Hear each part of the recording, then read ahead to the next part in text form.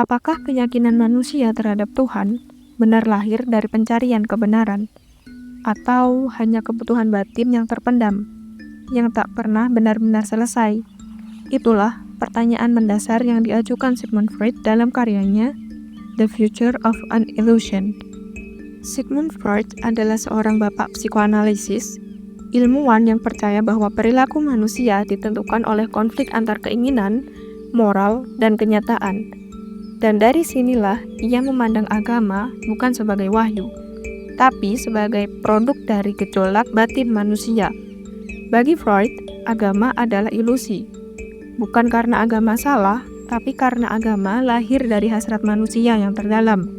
Hasrat akan perlindungan, keadilan, dan ketenangan. Agama muncul karena manusia merasa tak berdaya, takut akan alam, takut akan kematian, dan takut akan ketidakpastian hidup. Dalam ketakutan itu, manusia menciptakan sosok pelindung.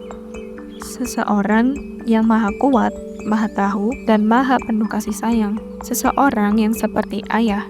Freud menyebutnya sebagai proyeksi bawah sadar dari figur ayah yang ideal. Dan dari situlah muncul konsep Tuhan. Menurut Freud, agama menjadi tempat manusia melarikan diri dari kecemasan. Ia memberi rasa aman, tapi sekaligus membatasi. Agama mengatur, menuntut, melarang, dan membentuk moralitas berdasarkan rasa takut akan hukuman atau iming-iming pahala. Disinilah Freud mempertanyakan, apakah moral yang lahir dari rasa takut bisa disebut moral sejati? Baginya, moral yang sehat lahir bukan dari ketakutan, tapi dari kesadaran, dari refleksi, dari pemahaman rasional tentang hidup bersama.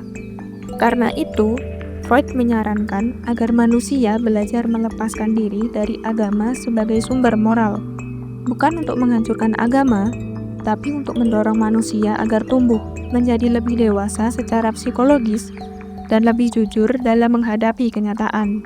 Ia percaya masa depan umat manusia tidak bergantung pada dogma, tapi pada akal sehat dan kesadaran batin.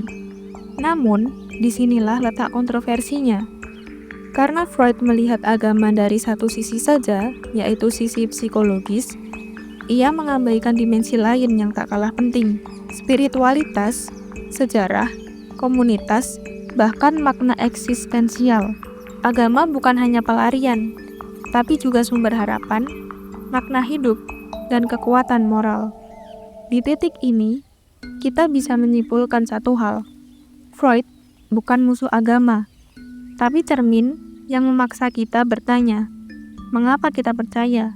Apakah karena pencarian yang sadar, atau karena ketakutan yang tidak pernah kita kenali? Agama dalam pandangan Freud bisa menjadi ilusi, tapi justru dengan menyadari itu, kita diajak untuk lebih jujur, lebih reflektif, dan lebih bertanggung jawab atas keyakinan yang kita miliki.